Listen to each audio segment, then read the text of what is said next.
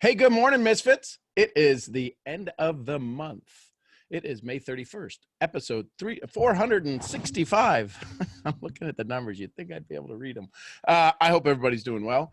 It is a Sunday morning, weekend edition. One day away from the start of June, my birthday month. And we will have a little conversation this morning. It won't be too long. The reason I say that is because it's the end of the month. And it's probably one of the biggest months I've had in at least a year. So lots of activity happening today. And funny how somebody else did a lot of things on the Sabbath that they weren't supposed to. So I guess I'm going to be working on the Sabbath as well. And that being said, it is the Sunday edition. And normally there's a lot of conversations that you would typically have on a Sunday, right? So with that being said, I'm going to ask RBP, Pink Robe Lady, if she'll give us a little blessing to start off our Sunday. Yes, I would love to. Let's pray. Heavenly Father, thank you so much for today. Thank you for another day to greet each other, to greet our loved ones, to see you and speak with you, to see your beautiful creation, what you've put around us. Father, clear out any of our own will. Allow yours to settle in on top of us. Clear our thoughts. Calm any anxiety, nervousness, restlessness, frustration, anything negative. Father, we turn that over to you right now. We ask you to fill it with your peace and your love and your joy, and help us to spread that to every person we come in contact with, whether it's just through a text, a phone call, or if we see them in person. Help us to share a smile, to share your light, and to help people find you in a new way and find the peace and the love that comes with you. Father, thank you for Sean. I lift him up. Holy Spirit, take control over his thoughts. Help him to deliver exactly what it is you have for us from him, and help our hearts to be conditioned to hear exactly what it is you need us to hear, take it in, digest it, and use it to advance your kingdom and to help each other around us. Help us to serve one another. Help us to be your light and guide us through this whole day. And we give you all the glory and all the praise in the precious name of Jesus. Amen. Amen. Thank you, Rhonda. And the topic today that came to me in meditation was unbelieving. Wait a minute, what?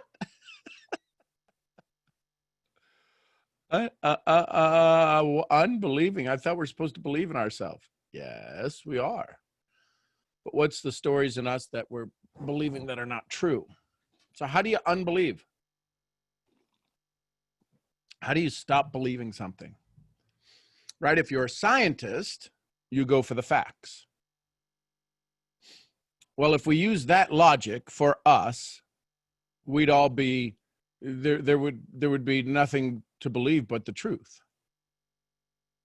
We've all had great moments. We've all given amazing love before. We've all fallen in tremendous love. We've all been in joy before. Somebody told us we're not allowed to stay there. So what is the unbelief that we would have to stop believing in that says we don't deserve joy every moment? Oh, and Jessica, I love your shirt. Congratulations to the SpaceX team and to NASA and to the U.S. I know it's like, wait a minute, you were just talking about unbelieving, and now you went over to science and space. Yeah. To see these guys take that rocket, and this is a test flight, and you know what happens to test pilots, right? This is the first time crewed. So anyways, so yes, go NASA, go space exploration, go Bob and Dan, and is it Bob and Doug? Bob and Dan. I think it's Bob and Dan, and it sounds like a radio show, guys, but do you realize that one of the pilots, Bob and Doug, I think it was Doug, is 9 years ago, he was the last U.S. astronaut who ever flew in a U.S. craft to close the space shuttle door he's about to open here in an hour. How cool is that? Anyways, Yeah, I get a little geeky on that stuff. Unbelieving. So for 9 years, we didn't believe. There was a belief that we couldn't send people back to space. How many years have you been believing that you haven't been able to launch yourself? What is the belief? What is the truth? Rhonda says it well. The truth that she sat under that was no longer true, that when you take it away, you start to see more light. You start to see something more. If you've ever been wildly joyous and you've had amazing, just a euphoric day, how is it possible? What is the belief that had to settle in to take away that euphoria? Now, here's the thing.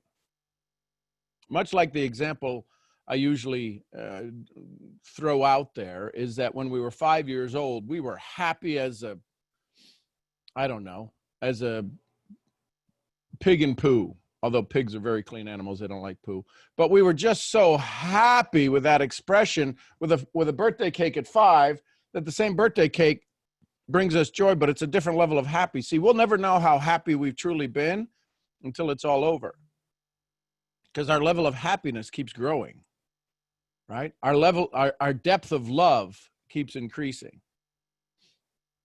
Remember when you grew up and you wanted to be a a ballerina or a fireman? Nobody grew up and said, I want to sell weight loss. I don't think anybody grew up saying that. When I grow up, I'm going to be an expert in international currency. Yay, mommy, I want to learn about currency. What? I sat with Zig Ziglar one day and he said, I don't know if I ever met anybody who grew up and said, I want to be a salesman. Yet that's where we all sit today. You did grow up wanting to love what you do. So some people might take this to an extreme. I've had it happen before. Do what you love. And they wound up sitting on the couch. I'm like, what? Well, why are you sitting on the couch? Well, I'm only going to do what I love, and I don't love to do anything.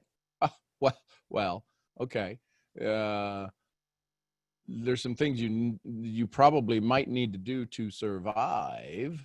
Well, law of attraction, it'll bring it to me. It doesn't say you turn into a magnet. It says you're going to have to do the right activities. So what are the activities that you're doing that are confirming your unbelief? Journaling is one of those. You know why we've been, listen, why was it, figure this out. Somebody, and I doubt anybody can really give me an answer, but if somebody wanted to have a debate, there's a few moments, there's like 5 key moments in history where awareness changed.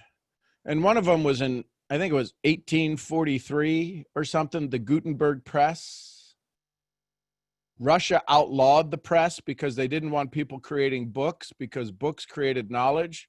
When Nazi Germany started to take over, they burnt books. They don't want education. Do you know why journaling is such a difficult task to do daily? Because it creates books. It creates books and books and books of knowledge and of awareness of you being you. Now, the challenge is, just like any good book that we read, how many times have people read the Bible, and how many different preachers are out there telling the same story but adding their own little twist? How many different religions use the same words and put a little twist? They localize them, they culturalize them, they make them unique to a certain standard. Well, what standard have your words for you created in your life? I know some of the biggest success I had was when I stopped doing and started being.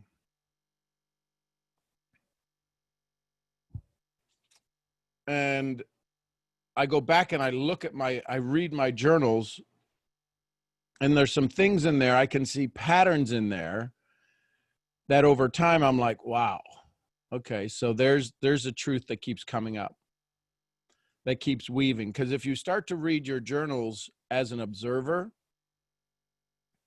Rhonda will share with you sometimes when we have conversations that we'll be talking about phrases or chapters out of the Bible, and I'll read it and I'll ask a question, and she'll be like, what book are you reading?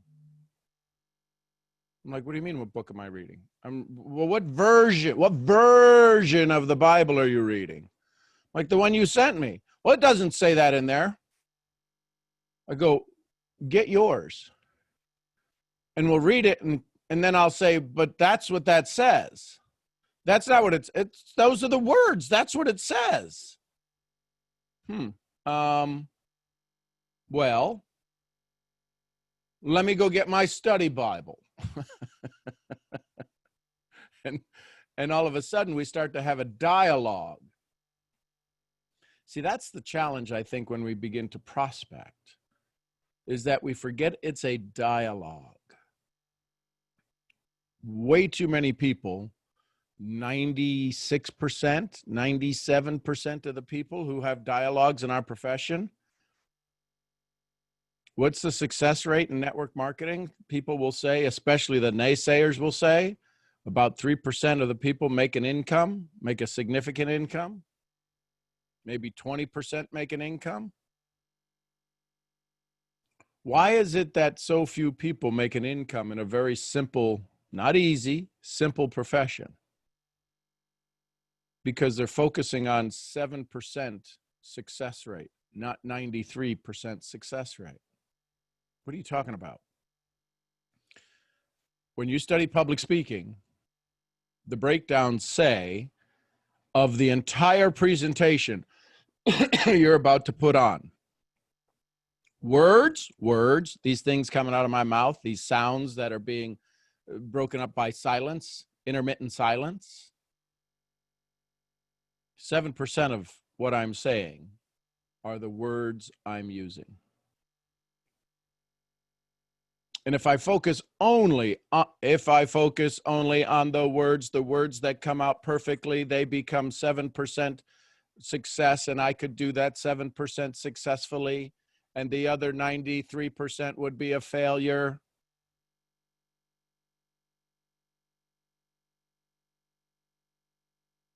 Oh, I shouldn't have paused there. I should keep going because there is no place for silence when you are just using words.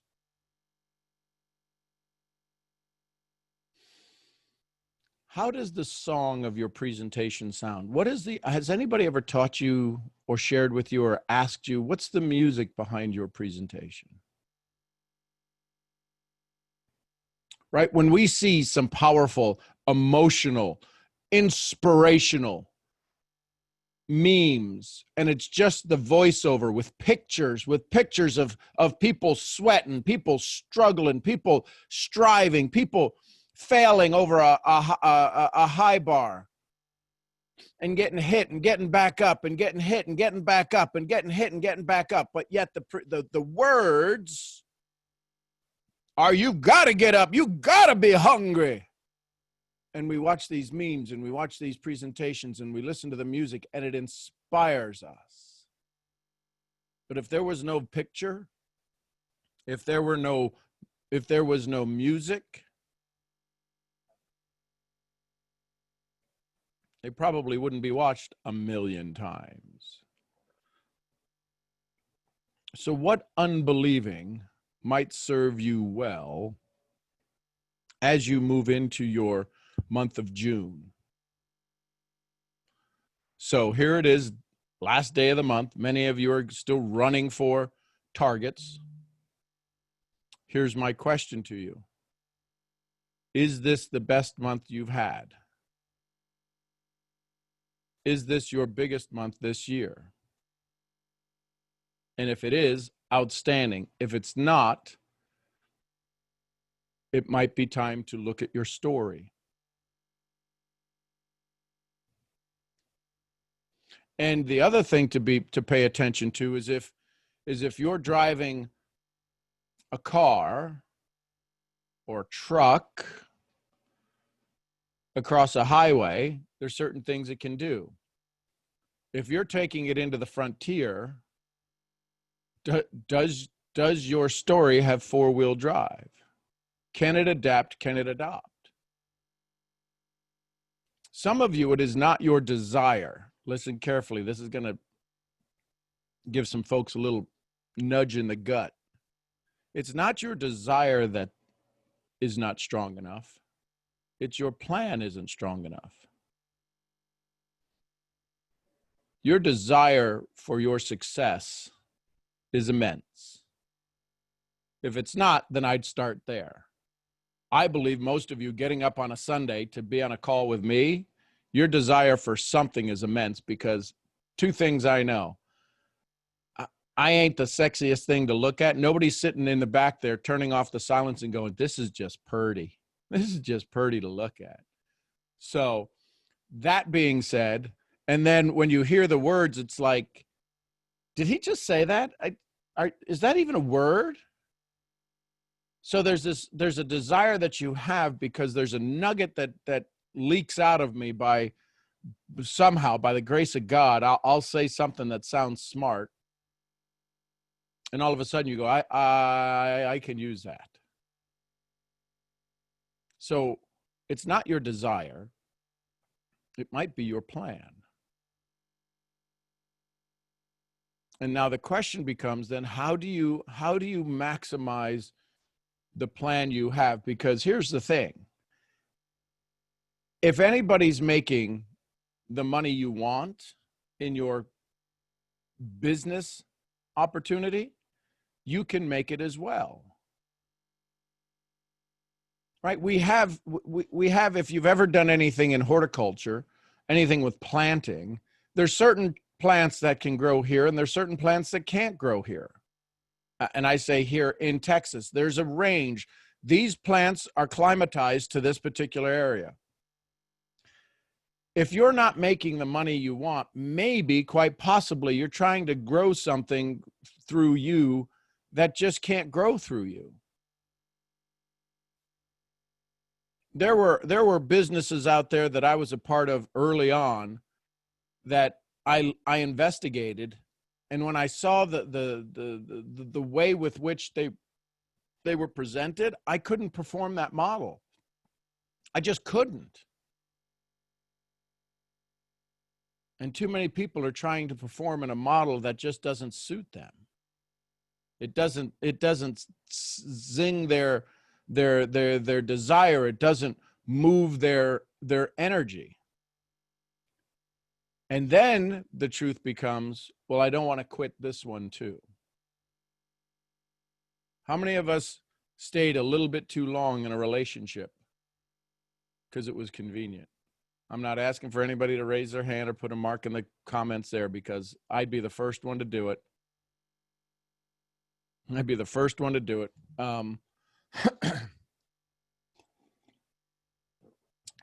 Yeah, that's a whole nother story. Leaving Easter dinner one time at the club to go back to bring food to the girl I'm not seeing, and saying, I don't feel good. I need to go to the house. Yeah. And I'm in my 20s, afraid of what my mom's going to say, and afraid of what she's going to say, that the girl I'm not supposed to be dating. Anyways. Yeah, that's a whole nother story. So I know what that sounds like, feels like, looks like. Because I at the time, I was a peacekeeper. I didn't want anybody to be upset. And it just absolutely would, yeah, I'd be sick all day long. Anyways, so I know what that's like. I speak from experience. What truth do you have that's not serving you? That'd be the thing I'd ask you. What truths do you have that are in conflict with each other? I can do this. You get all fired up. I could do this. I can go talk to 10 people. And then what's the truth that keeps you from talking to two?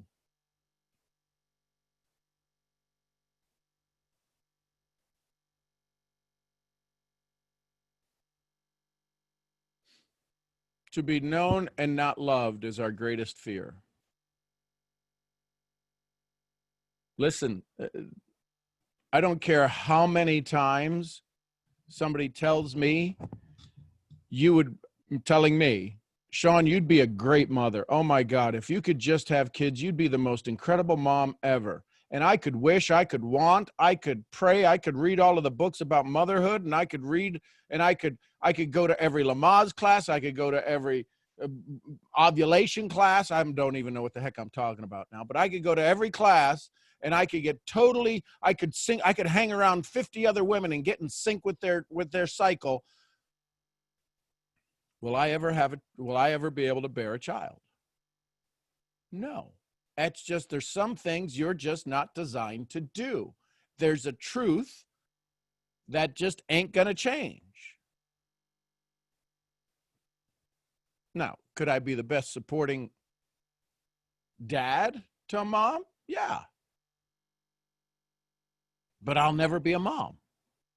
That's just how come more guys how come we don't have guys holding up signs going, we want kids, we want kids? It's just because we'd be rounding them up in white jackets. And we'd be taking them to Bellevue. Yeah, that's a whole nother, then they should be going to Bellevue. Here's the key. Is the pain, listen, this is going to be a tough one. This just downloaded to me. Is the pain we're dealing with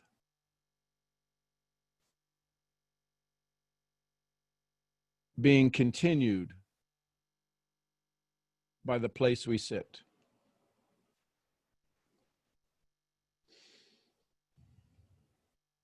You hear, and I keep picking on her because I know where my boundaries are. When you hear Rhonda talk about some of the things she goes through on her awareness walk with the big guy, and having been in that realm since she was in utero, I think I said that right? She was a baby. Before she was a baby, she was in church, right? Because of her family and her upbringing.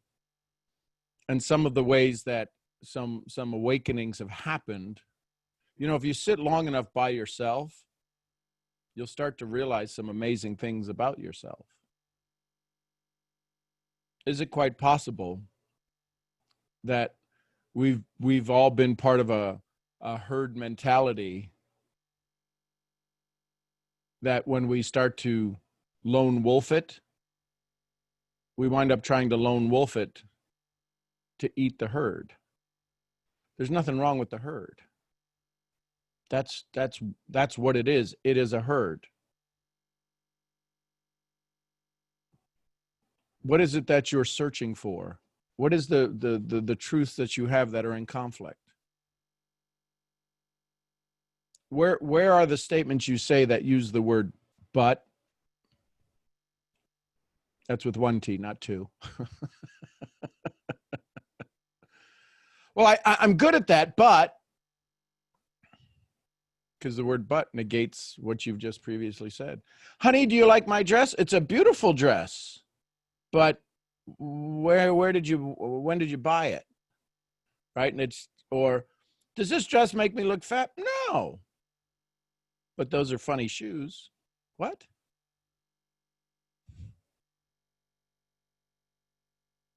So be aware of your words. Just like yesterday when I kidded around with Bakumi, every time the word like flows from your beautiful lips, it's $1. She's like, I can't even think now. Pay attention to your conversations in the word but. Pay attention to the words that you hear coming out of other people's mouth, and we use the word but. It's just like when we get into network marketing, what's the word we want to pounce on? When we get into network marketing and we start to become leaders, right? We're trying to talk ourselves to go do something. We use the T word a lot. And everybody wants to jump on that word. Oh, you want to try. You're trying. You can't try. Do not. Right? And we all go through that thing. And everybody wants to try.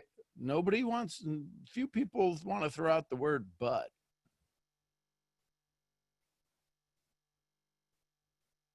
Why? Because that's our safety net as well.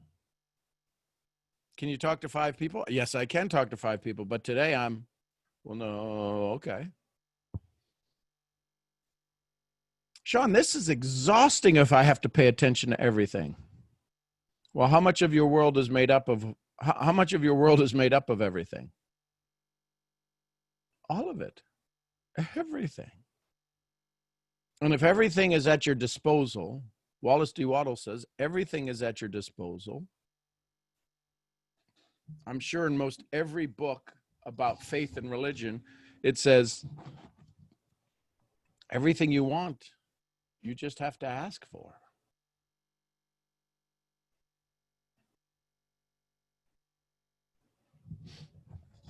And if it can't be done by you or for you, you'll figure out a way to manipulate the universe so that you can get more of it.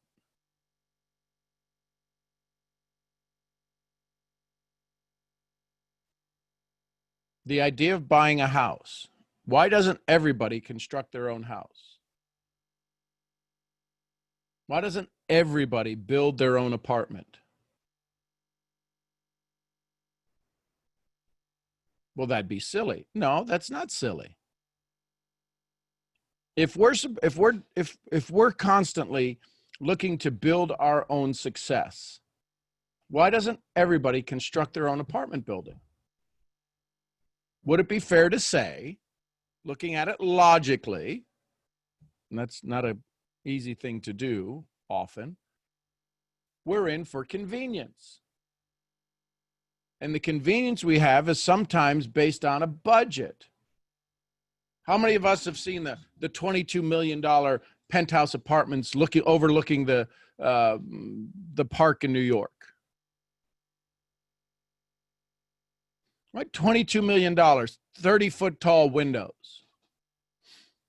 Well, why don't we all have that? Well, that's not in my budget. Well, why does Jeff Bezos make, I don't know, $2 million a day, $3 million a day, personally? Billions of dollars, hundreds of millions of dollars. Why can he go do what he wants to do? It's not in my budget. Or it's in my budget. Why doesn't everybody go build a custom home? It's not in my budget. So ask yourself, what does your budget look like in the 5 areas? On a scale of 1 to 10. If you're taking notes, you may want to do this. On a scale of 1 to 10, write down the 5 areas, 6 if you're faithful. Family, finance, mind, body, society, and faith. And out to the right, do a little scale, 1 to 10, and 10's being unlimited budget. You can do anything you want in that area. And 1 being very little budget, you're kind of restricted. Where are you at on that scale? I'll give you the 5 again. I don't know if I'll give them to you in the same order. Family, finance, mind, body, society, and faith. Scale of 1 to 10, where are you at in each of those areas? And then if you did that all horizontal and you took the dots wherever you were and you just connected those dots line by line, you'd see where you're at on the left side of that line, and you'll see where your potential growth is on the right side of that line. So here's the question. If I were to ask 5 of your friends where you were at in those same areas, do you think they would pick the same dots you picked? See, we're the average of the 5 friends we hang around. Here's the tough part. Who are the ones that would say you're like a 10 in those areas? Those are the ones that are keeping you average. Who are the ones that are saying, you know, I really, really like them, but they're like a 2. I don't know how they see themselves as a 4. Those are the ones that you want to hang around and grow with. Jessica, you good? I just saw out of the corner of my eye, I saw your hair moving. I'm like, is she shaking her head? And I just saw, see, you guys think I'm not paying attention. I hear all of this stuff. So ask yourself, who would think you're less than that? And ask them a question. How do I become more? If they're on the path you want. Are there some people that you hang around with that you would put their dots out farther to the right? And you go, well, those people are much better in this area, this area. They're not so good in that area. This is why it's critical to have mentors in at least 6 areas of your life. Do you have a religious mentor, a spiritual mentor? Now, I'm not talking about a guide that takes you on walkabouts and has you take, you know, whatever the peyote and you go off on a daydream, although that may be what you want. Do you have a financial mentor? Not business. Listen, not everybody can do all one things. There's only one person that can do it all. And that ain't me. I have financial mentors. I have business mentors. They're 2 different things. One's making money, the other one's keeping money. Most business owners, you ask them, have you ever failed? And of course, they all go, what? Yes. The question is what's been your biggest failure?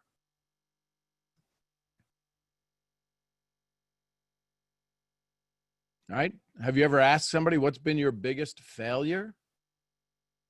And if they say, nothing, I'd run, because the biggest failure is coming for them. And you don't want to be around when it hits. Why do you want to know if that's the craziest question I've ever heard. Well, welcome to my world.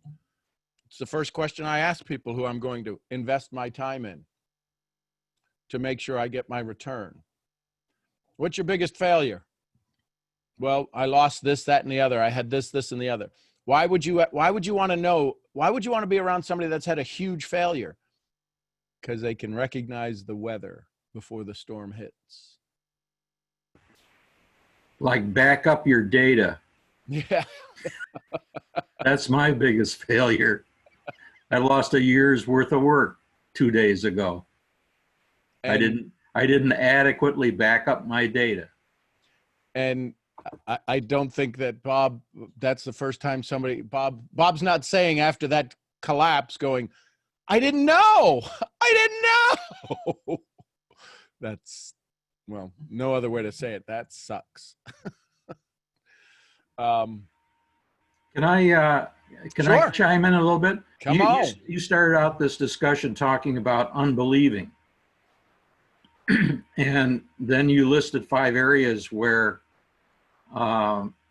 in our life where we have more or less good performance or poorer performance, or we're dissatisfied in one or another of those areas. Right.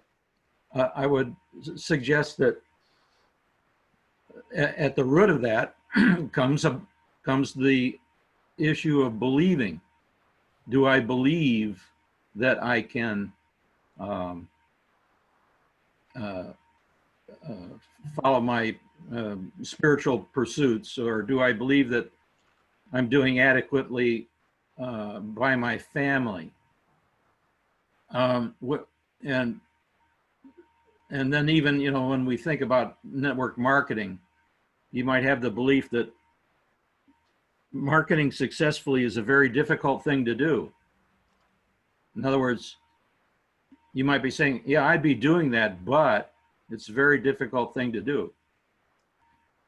So my question, would you like a little butt kicking strategy for changing that? Let's go. Kick butt. Okay. You know, I'm a big fan of little pieces of paper and spots on the floor. Yep. If we make out a list of 5 little spaces and label them believing, number 1. Number 2, open to doubt. Number 3 would be doubt. Number 4 would be open to believing. Number 5 would be believing. And number 6 would be confirming my belief. So if you made out those 4 little pieces of paper and you started to walk on a little stretch in your hallway or wherever you've got some space, and you put those little pieces of paper down and you step from one, start out standing near believing, and you think of something that you absolutely believe, like the sun will come up every morning. And you notice how you feel when you believe that. And you leave that feeling of that you're absolutely sure that the sun will come up tomorrow in that space next to the little note that says believing. And then you step forward into open to doubt. And you think about something that you're a little not too sure about. You kind of believe it, but maybe it's not true. And you think about that and you think how you feel about that. And you leave that feeling in that space next to the next little note that says open to doubt. Then you take another step forward and you next to the one that says doubt. And you think about something that you absolutely doubt. No, that's not true. I don't believe that for a second. And you leave the feeling there in that space. And then you step forward next to the next one, which says open to believing. And you think about something that you're open to believing. Well, yeah, maybe that's true. I've been hearing that for a while. There's a possibility that just might be true. And you think, and you leave that feeling next to that little note that says open to believing. And then you take another step forward and you into the next space next to the note that says believing. And you think about something that you're absolutely believing again. And you leave that feeling there in that space. And then you come back to the beginning and you think about, okay, I'm believing that network marketing success is a very difficult thing to achieve. And you stand next to that one that says, that's what I'm believing, not in number 1 there. And then you take that belief with you and you step forward into the space next to open to doubt, where you can remember what it feels like to be open to doubt. And well, maybe, you allow yourself to have the feeling, well, maybe network marketing isn't that difficult after all. I'm not sure. And then you step forward to the next one, which is the number 3 one is doubt. You take that feeling with you into that space and you notice what it would be like to be feeling, well, I really doubt that network marketing success is all that difficult. Gee, it might even be fun. And then you take that and step forward again next to the open to believing space into the next space. And you take that feeling with you and you remember the feeling of, well, gee, maybe that's true. I might come around to believing that network marketing could be a lot of fun and very profitable and maybe even easy. And you allow that feeling to sink into your body. Notice where you might notice that feeling in your body. And then you step forward into the next space next to the note that says I'm believing.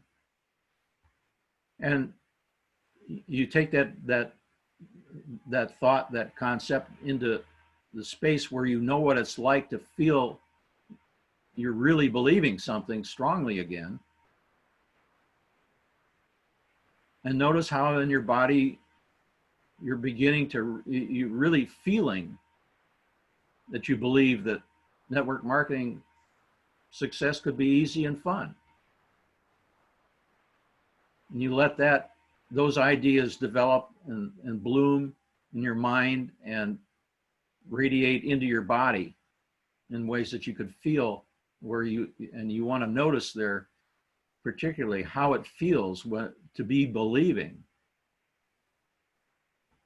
that this could be really fun. And then finally you take one more step and you turn around and you look at the process that you've been through and you confirm it to yourself. You say, yeah, I no longer have to believe what I used to believe, because believing that it's fun and easy is much more worthwhile than what I used to believe. And so looking back on the process, you can notice the change that you brought about in yourself, the feelings, how the feelings changed in your body as you went through those steps, and how you feel now in your body believing a new belief. So you can, now I'm describing this, and you're hearing it intellectually is going to be much different than when you actually do it. You have to put yourself in those states. You have to do that step by step. Let each one of those states develop fully in a felt sense. Because just my intellectually describing this process to you you won't get to believe it. So you have to put yourself through those steps, one after another, and allow the shift to occur in your thinking and in your feeling to end up with a new belief and a process by which you can change other beliefs.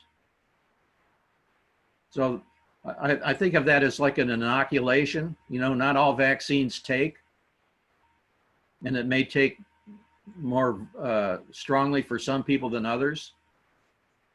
But it's a little process that has helped a lot of people shift from unuseful beliefs into beliefs that are much more useful to them. Bob, what were on the notes, on the dots, if you will, what were the you start out with believing, yep, number one. Then you go to open to doubt. Then you go to doubt, where you're actually doubting your old belief. Then you go to open to believing a new belief. You don't quite believe it, but you're open to think that might be true. And then you step from there into believing the new belief, another state.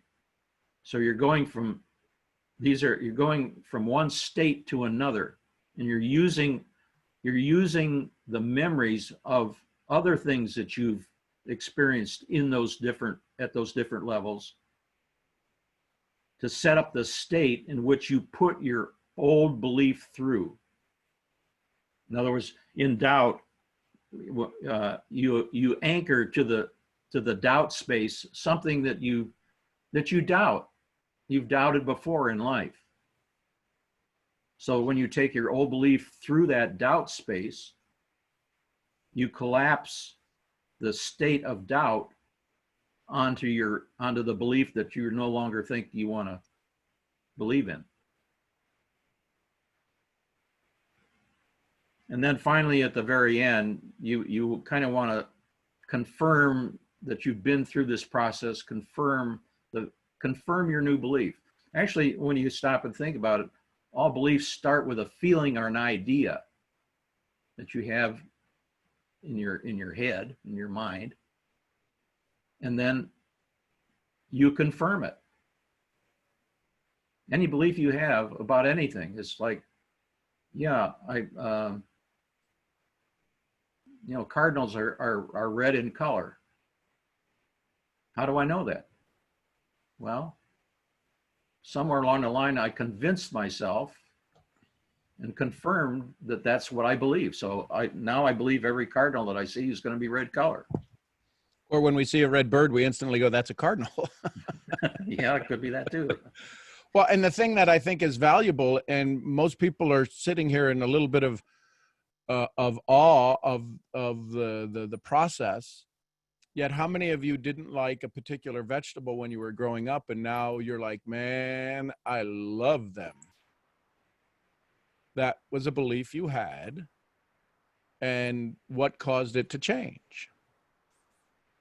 Yeah, we've all been through this process automatically in life. It's just that if you break it down into these specific steps and know that that process exists, you can put it to work for yourself deliberately instead of just going through it accidentally. And then hopefully someday down the line I'll discover that, yeah, network marketing is really easy and fun. It's a shortcut. Outstanding. Cool stuff. And Bob's walked us through this. There's a couple of, he's actually done it twice. Actually, I think it's about a year ago was the first time he did it. I'll have to find that. I'll have to search for that because I have it in our archives and put that out in the email. So if you're on the email list, you'll get a link to that. But yeah, Bob's actually done that twice for us in here in session. So I'll get those. I'll have Rhea look for those and get those out in the email list. So if you've removed yourself from the email list, you may want to get back on it. Well, yeah, but that's, and here's the good news. Here you want, and trying to make a little bit of a smile out of this. Bob lost a year's worth of work because he didn't back up his stuff, but why was he able to repeat this? Because he's used it many times. This has been backed up in his own hard drive because he knows that it works. How many of us have stuff that's backed up in our mental hard drives? Or hard head. That's causing us to not necessarily defrag our programs. I've been around for a while. If I use the word defrag your computer. Delia, you've got your hand up. Good morning, Delia. Let's go to Miami. Thank you for that, Bob. Good morning. Good morning, Delia. You're welcome. Thank you. Is it Bob or Dana? That's Bob. Bob, I get confused between the voices. Thank you very much. As he said at the end, we do that process automatically. And is it true, Sean, that those of us who had a traumatic experience, in order to overcome and continue to live, we do this process automatically in order to make sense of our lives? Well, yeah. Well, the challenge is if we've had a traumatic experience, the sense we've made of our lives stopped. And we're not, and the traumatic experience that still exists, that still causes trauma in us, has not changed. The belief of that moment hasn't changed. So we've kind of gotten stuck in a particular area that we're not willing to go into, the open to doubt. Maybe now it's not so tragic. It was tragic then, but is it tragic now? Right. Like it was very tragic at the moment. Yep. But now when you think about it, it's like a picture, but you have no feelings and you accept what went on. Yep. But you have to go through those steps. Mm-hmm. I did. Yep. Thank you. Yeah, you're right. One way or another, as you go through any of these steps, it's about a shift of a change of meaning or a change of perspective on our experience. So there's processes that we have where, you can go back through time, come up through time and change the meaning of the experiences that you've had in the past. And that ends up creating a new belief about yourself, where you are today, what your prospects are. And so you're absolutely right, Delano. Yeah. That happens. And again, it can happen automatically. We can wait for years and years to go by for that to happen. Mhm. Or sometimes we can go through some of these little processes that speed things up and make it much more effective sometimes. Right. Well, I can relate to two things. I can relate the situation in my country, how things happened and went on, and then a couple of events that happened within that time when I was a kid, and then the events that went in my first marriage, how I looked at the marriage when it got bad, when it went from good to bad. And I look at the marriage now and I find all the gains in wisdom and in children, in grandchildren, in happiness. I mean, I don't want to go into details, but it was the total shift because I did see gains from both problems or life events. One leaving my country and one leaving a marriage, but now it's from a total different angle. And then understanding the history in my country. I had the beliefs that came from the family that I grew with, right? And then after reading books and seeing documentaries from different points of view, I totally understand the fate of Cuba from a different angle, totally different from the community that lives in Miami. If I spoke here, I would probably, cause a lot of turmoil because I see a pattern within the 100 years of the country. And I also saw a pattern with 25 years of my marriage. And it's all science, like it says on the networking books that we read. It's all cause and effect is what I'm trying to say. And what we think and how we produce that thought because of what we're thinking, because of the doubt versus the joy. That's how, as simple as I can put it. Yeah, so when you step back from any experience and make a different meaning of it, it gives you different options for responding or for behavior. You no longer have to behave in the way that you used to automatically behave. So, and you can do that with any experience. That's what Viktor Frankl taught us, that when he was incarcerated in Auschwitz, and the Nazis were beating up on him and starving him and all this kind of thing, what he recognized was that no matter what experience you're going through, you can stand back from it and make a new meaning of it.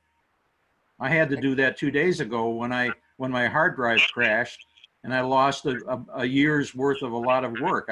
I had a lot of it backed up, but I could have put myself in a really deep place if I didn't stand back from it and say, well, gee, that's interesting.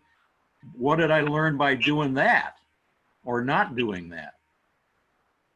So now I've got a whole new, it's allowed me to structure a whole new way of going about archiving my data and how efficient I'm going to be collecting data, and I'm changing a lot about my whole approach.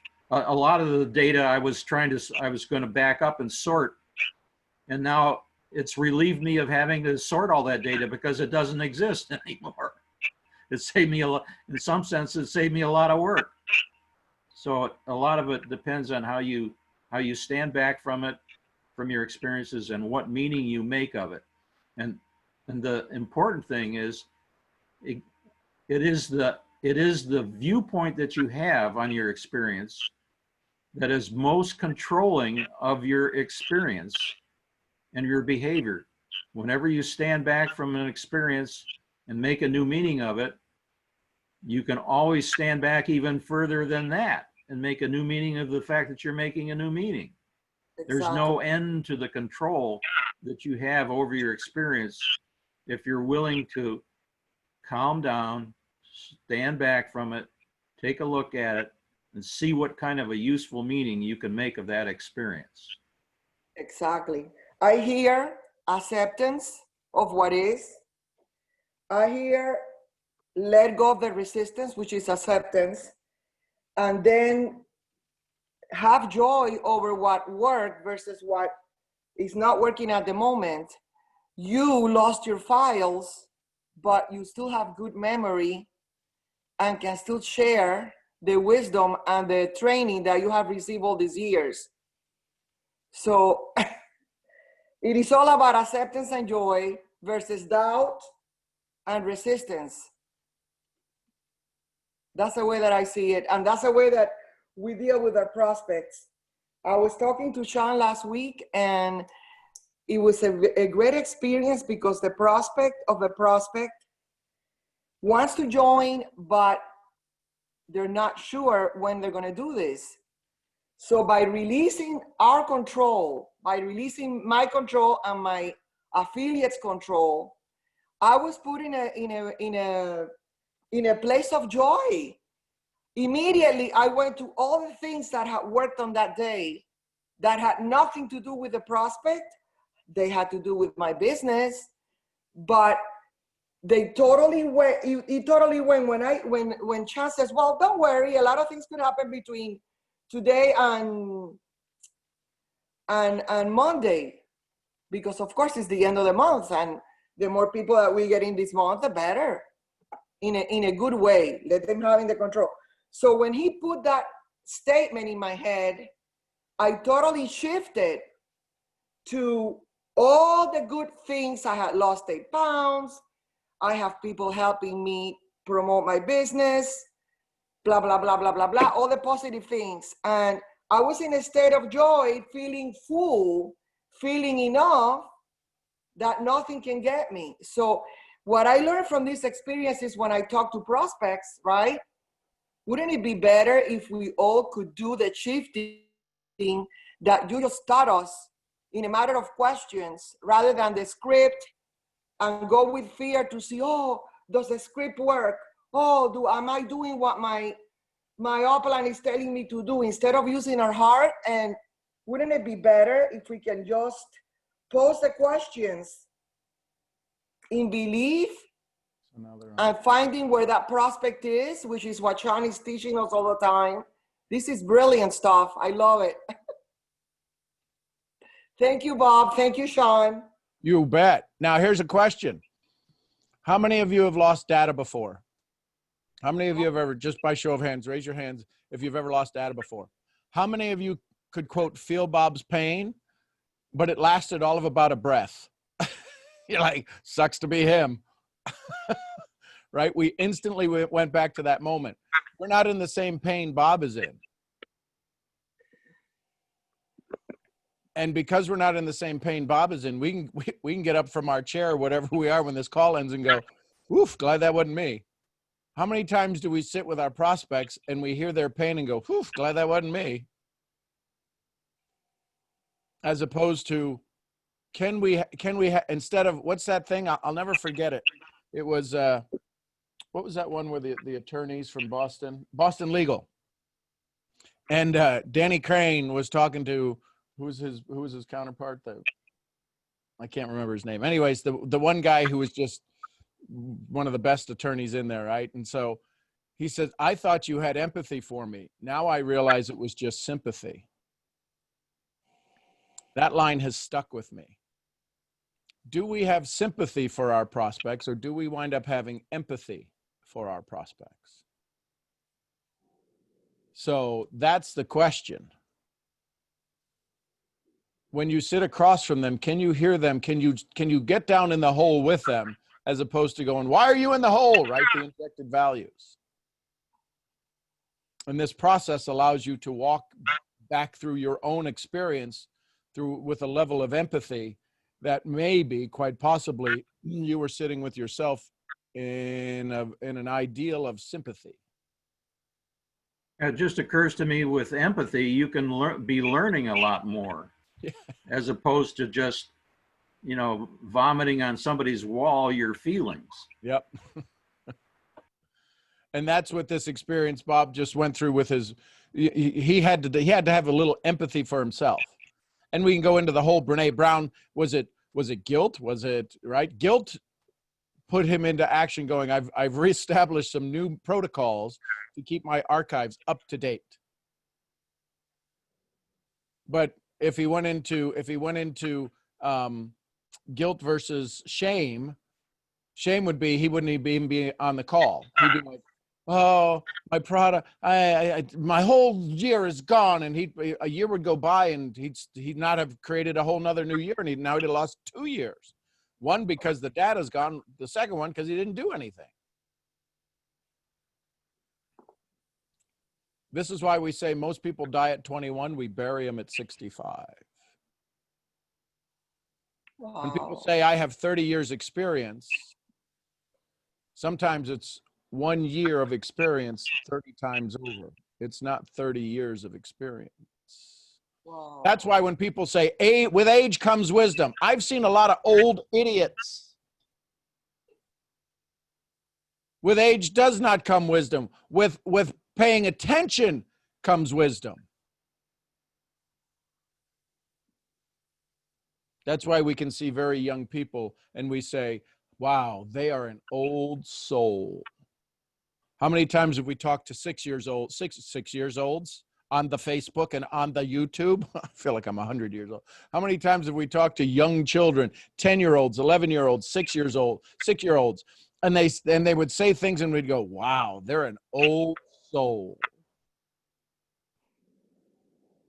Yeah, that could give them an old soul, but somebody who's 21 does not have wisdom yet.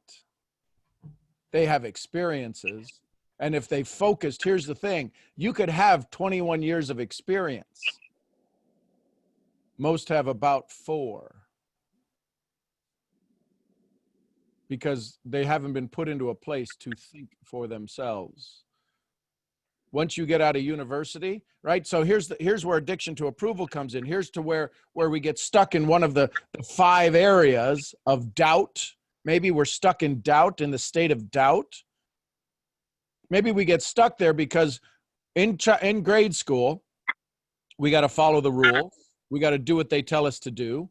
In high school, we got to do what they do, and we got to pass somebody else's test. We got to take SAT tests. We take standardized academic testing. I don't know what SAT stands for. I never did well on it, so I'm not sure what it stands for.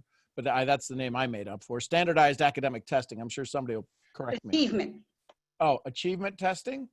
Okay. Well, see, I was close. See, you can make stuff up and sound good. And then I remember it as scholastic aptitude test. Okay, could be that too. Probably. That's probably it. That's actually it. But see, the word scholastic, is that 3 syllables? That's that's a 75-cent word for me. All that being said, we wind up in these states. We go through university, then we go through college. And what does everybody want to do? What's the college experience? It's not education, it's the community. And then we go into a job that we didn't train for, right? And then we're going to have 13 careers, not 13 jobs, 13 careers. And now all of a sudden, we get thrown into an opportunity that allows us to awaken ourselves, by ourselves, through ourselves, and we've never been taught that. When you read Think and Grow Rich, when you read The Millionaire Next Door, when you read The Science of Getting Rich, when you read How to Win Friends and Influence People, if they taught this in 3rd grade, we might have a whole different world.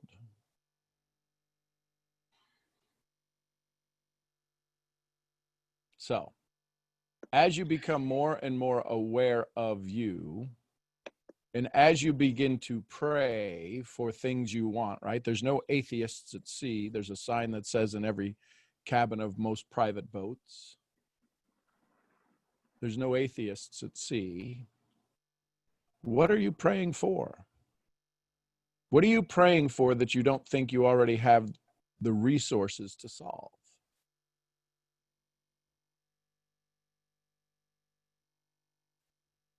A very simple how-to process that was just revealed on this recording, on this show this morning, gives you those basics, gives you the chance to wrap your brain around it. When you've heard me take somebody back to that moment, to that moment of trauma, one of the moments of scarring that happens in their day, that's happened in their life, and we've gone back to that moment. We've gone back to that moment to look at it differently. What are you doubting? What would be okay if you were open to doubt? All of these things that happen inside of us. Sharon, you had unmuted earlier. Yeah, as I was walking and listening before, I walk in before it gets to 100. I was thinking about unbelief and stuff, and then Bob took us kind of in a whole other direction there. But I was thinking about what's been going on in my own psyche the last couple of days, because when we first talked about, get 25 people in the next 4 days or something, and it was like inside me, I was like, that's impossible. And then somebody said, I only need 25 people, and inside it just it made such a shift inside me. And then yesterday I was watching Rhonda, who just needs a few people to get to her next level. And it was like, yeah, and if we all help her, if we work together, there's no reason on earth she can't do it. Of course, I was thinking about her, not me, getting my 25 people, getting her people, because next month I'm going to get mine, right? So inside me, it's like my belief went through the roof. I can do this, even though I'd never done it before. And then I woke up this morning to all the chaos that's going on in the world. And this may sound totally, disparate. So I just have to say this, but there's this guy named Matthew Tischler who's been battling some kind of cancers for the last year. And he does it every day. He talks about awareness and being present and loving. He is changing the planet as he goes through this disease. Gets thousands of people who love him. I love this man. I want him to make it. I don't know whether he will or he won't. But a couple of days ago, they told him that he told the doctors that he was more interested in quality of life than continuing through this agony that they've been putting him through with no guarantee that there's going to be a result. So he stopped all treatment. Well, today, for the first time in over 2 years, I saw a post that he had basically was in absolute excruciating agony and he was just beyond, he wasn't even asking for help. He was just really hurting. And my heart went out to him, and he's in Pennsylvania. And there's this little part of me that was feeling like he's holding up the whole planet through this COVID thing. All this negativity's out there, and here's this man who's fighting for his life in the most beautiful way I'd ever seen. And it was like he was holding a space for all of us to move into love. And then there's all this craziness going out in the world. And then he's in Pennsylvania. And last night, I don't watch the news, but I get that the world is in chaos at the moment in the United States, and it's manufactured. And I don't know how to bridge the gap between this chaos and this love that I know is what matters. And it's a genuine question. I don't have an answer, and I don't know that anybody has an answer, but I'm wondering, how do we effectively navigate this insanity that's going on all around us and hold for the people we love without making them wrong when they start telling us about it all, and I'm just kind of like in awe. And I feel like Matthew's physical pain is a manifestation because he's so connected to the pain of the world in a way right now. And I just, so that confidence that I was feeling last night, today feels sort of almost irrelevant, and I feel like, who are you kidding that you can go out there and do 10 times what you've ever done in your whole life before, and that you can, and you have a conversation that is like walking through a minefield. Whatever you say is gonna like trigger somebody somewhere. And it's like, that's not how I want to live. That's not who I want to be. So I'm actually asking for some help here. What if you could look at all those people the same way you would some kids on the playground that get into a fight with each other? What if you could look at them as though they're little children that just need to learn how to get along with each other? Does that shift your perspective?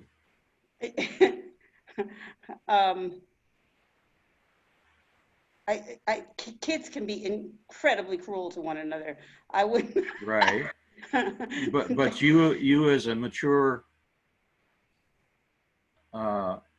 enlightened adult don't have to let yourself get out of control just because you see some children that haven't quite learned how to get along with each other yet, right?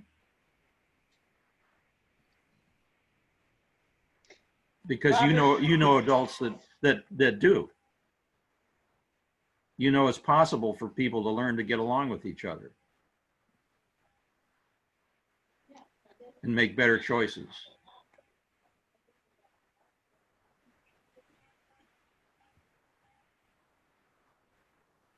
I guess at some point I begin where the doubt comes in. Is my one drop in the ocean going to make enough of a difference? Well, whose ocean are you putting the drop in? Yours or somebody else's?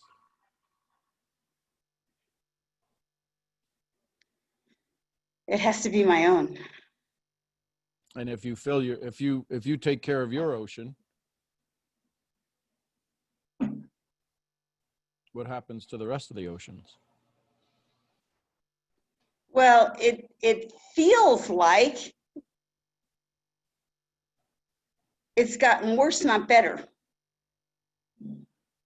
Feels like the more, like Dr. Joe Dispenza has been putting out this Go Love thing. I don't know if you've seen it. Yep. And people around the world are putting their heart into somebody else's heart and helping them feel better and be in their love. And then we go senselessly looting and murdering and stirring up and riling up. And, we've been all distracted with COVID. Now we're not even, COVID's off the planet. Now we're talking about this violence. And I'm sitting here going, there's something really wrong with this picture. But what picture do you have control over from Epictetus's point of view?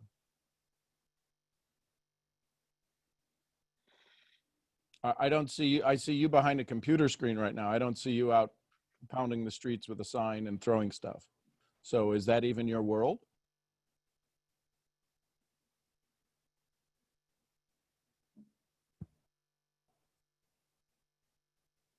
Well,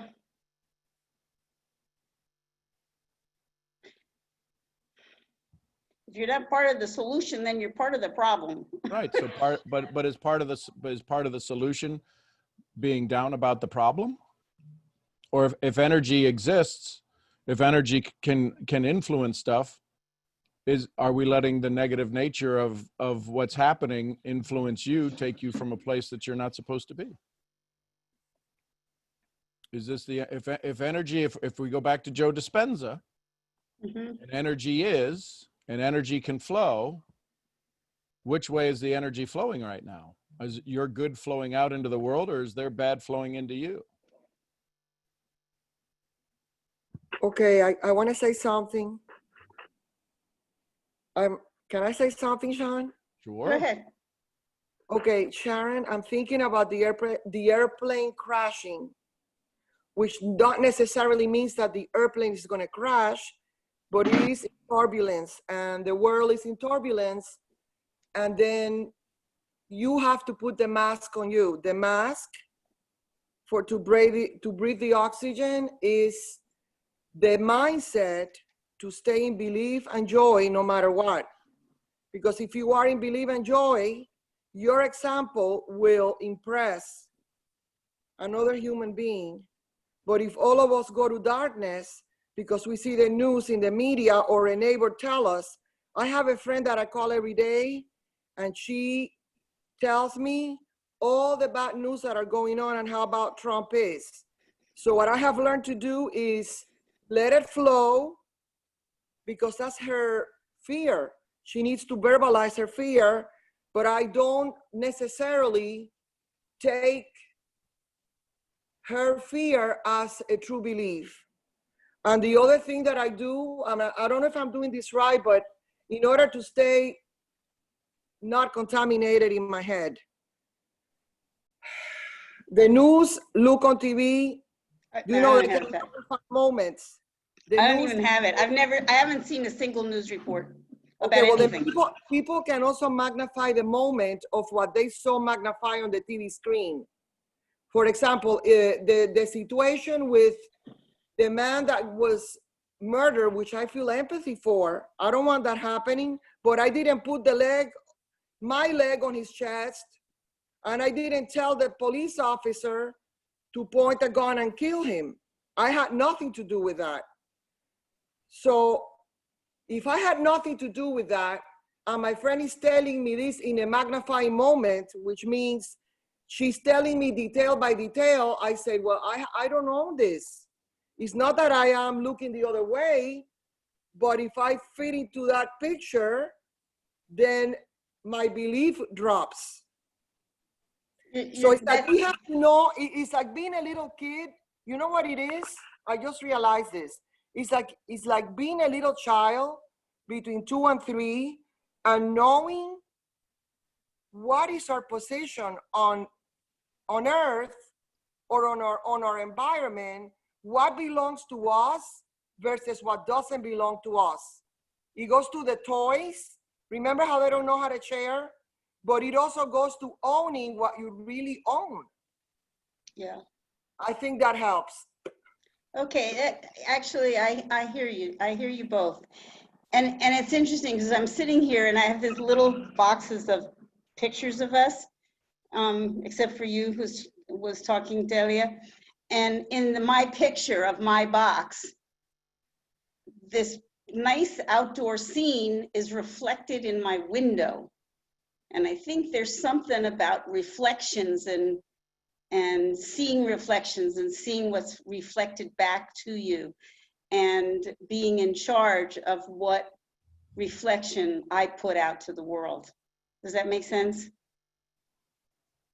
Yes.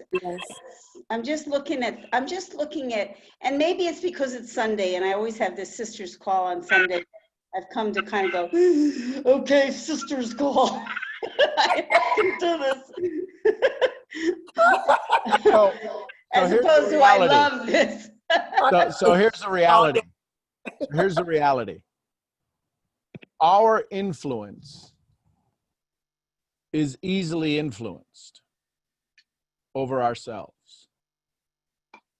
It's why we complain about pollution, and it's why it's very easy to say, well, that's happening in Minnesota, or that's happening over there, but it's not happening at our house. So if we are part of the solution, where does the solution start? In a good book, it says charity begins where? At home. So if we start taking care of our home, then let that spread. And if we start to spread joy, can we this reminds me of, who remembers Falkor? The movie, it wasn't Falkor, it was the big flying dragon bearish thing, and Uturo and the never-ending world, the never-ending story. I looked over and there's cousin It. Michelle's got her hair over her eyes. And it talks about the darkness, and it's about belief. So could this community of 42 people right now be the solution that changes the world? I believe that to be yes. Because the world starts with us. Okay, Your world may be different than my world, but our world together starts with us. And Brittany just said, even though it's not in my home, as a Black person, it feels like it's in my home. Exactly. And even though I'm not Black, it feels like it's in my home to some degree. Yes. You know, and I also realize that ultimately here's where I go back to Rhonda telling me to be love instead of give love, that no matter how no matter how many millions of people I can affect, it breaks my heart if I can't help my family.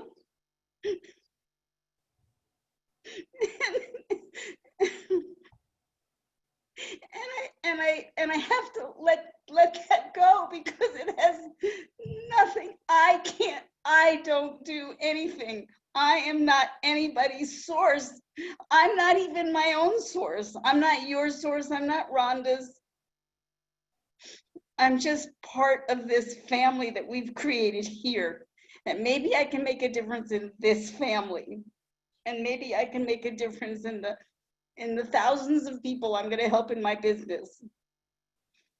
But I just, okay, so, and these tears are not empathy, they are sympathy, because when you move over from empathy, then you lose perspective and ability. It's like, oh, I'm sorry you're going through that, and you go down in the hole with them, as opposed to, okay, here's a rope, let me pull you up. So that's where you're having an experience of either empathy or sympathy. You can stand back from it and make a new meaning about that. And as Sean suggests, it's good to include an assessment of what you can influence. What's the domain of what are the areas that you can actually have a positive influence? And it all starts with each one of us. We start with ourselves and work outward from that. But it can start by standing back from your current experience and saying, what kind of a meaning do I want to make of the fact that I am now feeling this great, tremendous sympathy for all the people in the world who are suffering, or all the people in my family that are suffering? What kind of a useful meaning can I make of the fact that I'm reacting that way? Because then you can decide something useful to do about it within your own circle of influence.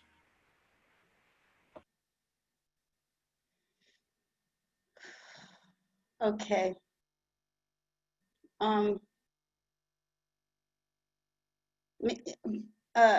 Bob, may I have permission to kind of use you as an example and you not take it personally? Certainly, of course.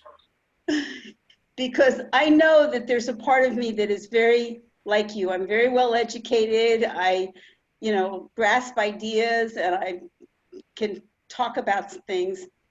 And I have a very hard time genuinely feeling, or at least this is a belief, that I have a hard time feeling my personal real emotions, what moves me or not. And so when I hear you talk, even though everything you're saying is really useful, I want to say, but what do you feel, Robert? What do you feel? Who are you underneath that? And and people are taken aback when I'm like that with them.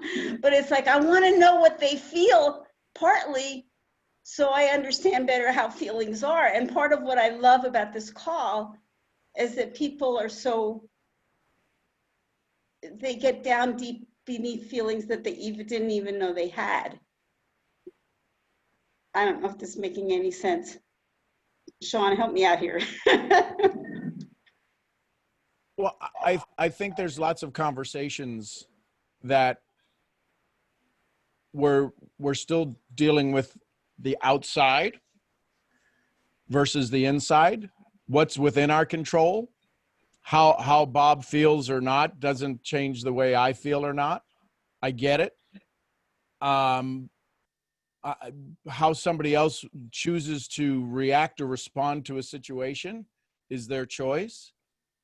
If my world exists in what I can control, and my despair exists in all of the things I can't control, thinking I have control over it, I choose not to worry about what I can't control. So how Bob feels is immaterial to me.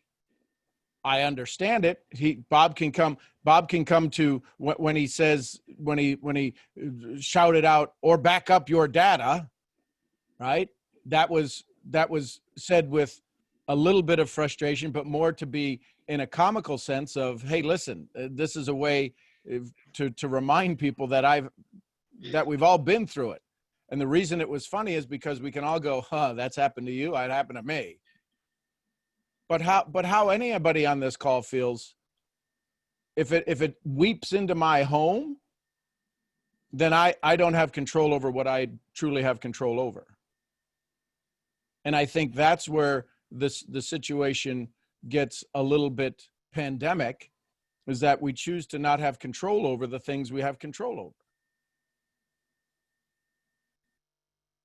Right? Here it is. It's the last day of the month. For some people who are in our profession, it's a day that's the 31st, or it's the day that it's like, I've got 16 more hours or 14 more hours to go do stuff. And others are like, well, I'll be back on the 1st. And others are like, it's Sunday, I'm not getting on a call on Sunday. That's okay. My responsibility was over when I clicked start. What happens from there? Buckle up, Buttercup, because I have no idea what's going to happen. Okay, so as I stand back and observe this whole conversation, I realize that there's a part of me that's enthralled with this reflection and this conversation, and that whatever upset I've allowed myself to feel really has more to do with trying to control people in situations that I have absolutely no control over. And if we're a reflection of the things around us, when you can't control it, and you potentially show up in a state that's less than your joy, what do you think the other people feed off of? They can't feed off of the 30 years of joy you've had, or the 30 years of misery. They can only feed off what's in the now. They grab the lack of joy. It's like, aha, I got her. Got it. Well, not got her. I got what can feed me more. That's why when you stand in a situation like this, that's why when people said to Gandhi while people were being beaten, why is he doing that? Nonviolence. When Gandhi would sit and thousands of people were being beaten and run over and stampled with horses and trying to be done, and he said nonviolence. And everybody's like, you're nuts. We have to strike back. Nonviolence. Be the change you want to see in the world. If you lose your joy, are you being the change you want to see in the world? This is for everybody. This is for me. These are the questions I ask daily. Right. And your confusion is the gateway to understanding. The unknown, in the unknown, the answer exists. If you weren't awake enough to be confused, I would worry. Yep. And it's like you started this call 465 days ago because you wanted to be the change you wanted to see. Yeah, and primarily for this domicile. That's all we can do. All we can do is all we can do. And that's enough. Okay. Okay, I'm now prepared to go do my thing. To go to battle. Well, Armor up, baby. yeah, and you know, it's funny because some of the chatter that I get hooked on is when, you know, it's like, well, we're just trying to, you know, anticipate what's good for you, and you know, we don't want to ask you. Of course, it ends up taking me 10 times longer because they don't ask me in the first place what they need. Right. And of course, I'm going to give it to them anyway. So I want to, and I realize, you know what? You're never going to change the way they do that. So why keep expecting it to change? And just hang out in love. So I'm going to go handle some stuff with my family today, and be prepared to hit the ground running tomorrow, and love myself even though I didn't scramble for my last 16 hours. Listen, but you are scrambling. You're scrambling to get your joy back. That's a bigger scramble. Exactly. Seriously. Yeah. You know me. That's the place that I'd rather you be is in joy than, listen, rank doesn't pay anybody. That's a fun distraction from being joyful. Exactly. Rank does not pay anyone. You know what pays people? Being of good value. And if you're not in good value, get your butt in gear and go bring value to you so you can bring value to others. This is to everybody. This is to me.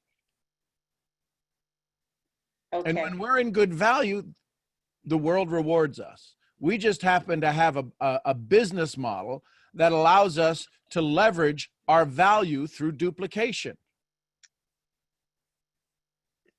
And when we realize what we're duplicating, when people go, yeah, but all I want is, I just want to teach my team. Well, how big a team you got? 3? Well, you're doing a good job. Well, but they don't understand. Okay. Jim Rohn said it best. Income is based on value. You want to become rich, become valuable to the marketplace. You want to become wealthy, become valuable to valuable people. That's it. It's that basic. So. Okay, I have one last serious question, guys. I got my hair cut yesterday. You look awesome. And it's very gray. Do you want me to put my color back in it? It doesn't look gray at all. It looks salt and peppery. You look like that salt and pepper. All right, I'm gonna leave it this way for a while. Yeah. Thank you, guys. Thank you for loving me while I go through my little gyrations. Okay. And here's the good news. At 74 years young, we can all still learn. Oh boy. But you know, I feel so blessed to be 74 and so caring about about my joy, Right. And not just, giving up on it. So I feel so blessed to have a meaningful life. Oh my goodness. Matters. We can all look forward to it. Yeah. So, update on the Dragon crew. They've docked on the ISS and they're getting ready to open the door. So that'll be cool. Yeah, I'm a little geeky when it comes to that stuff. So there you go. Unbelief. 5 steps, walking through it.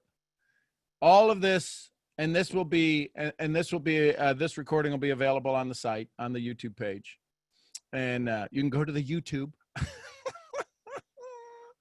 and have some fun. I do appreciate all your smiles. RBP, any comments? Yeah. Good morning. Good morning. Sharon, I love you. I love you, Sharon. I love how raw you are. You always infuse me with more hope to know that no matter what stage of life I'm in, I pray that I can always be like you, grasping for more knowledge and more love and more joy. And you put that hope in me. And I needed that this morning.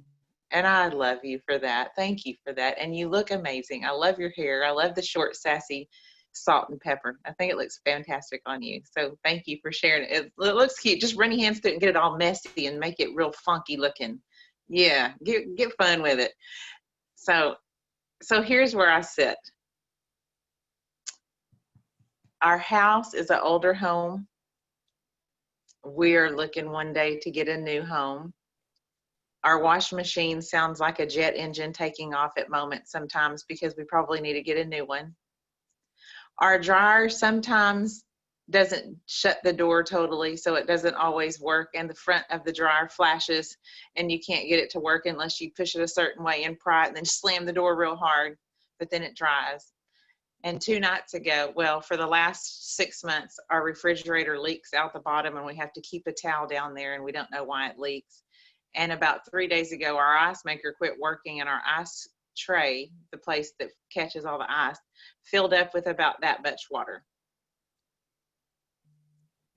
And my husband just came in just now to ask if I wanted breakfast. And he had a big smile on his face. He said, "Guess what?" I said, "What?" Because the ice maker started working again. So I'm happy that our ice maker started working again. I could focus on everything else. I'm going to get excited when I hear the jet engine in the laundry room take off to know that my clothes are getting cleaned, and I can hear that they're getting cleaned.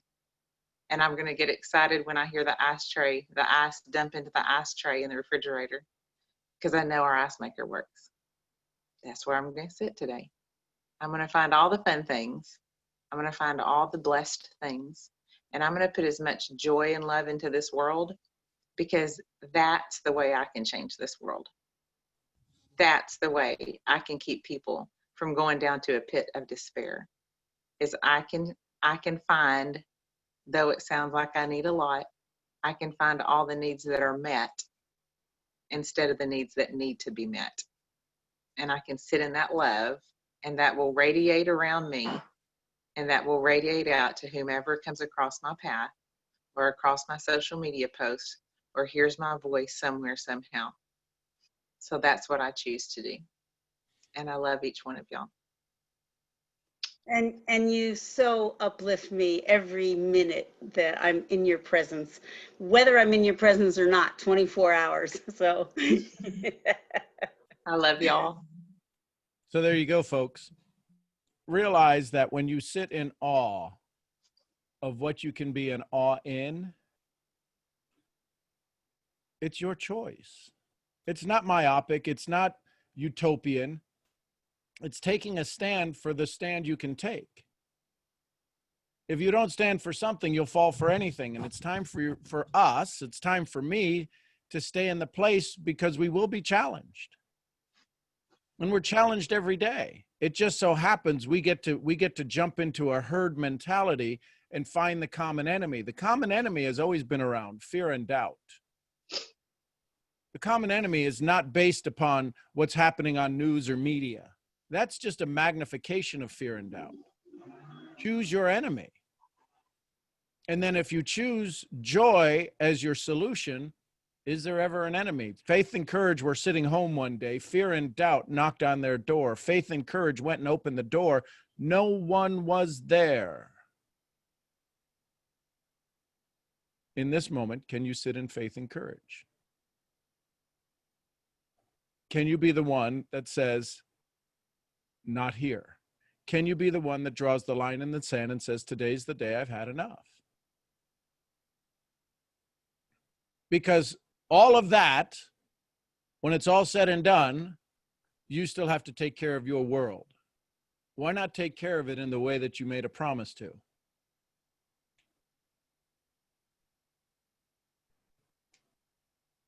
You are the greatest miracle that's ever happened.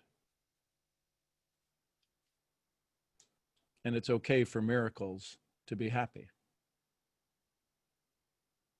I appreciate y'all. I'm Sean Murphy, founder of Mental Profits. We'll see y'all tomorrow morning, 6:30, bright and early, all bushy-tailed and everything else. Month June 1 starting, and we'll all have the most amazing month ever. I'll see y'all where? At the next event. Y'all send some love to each other.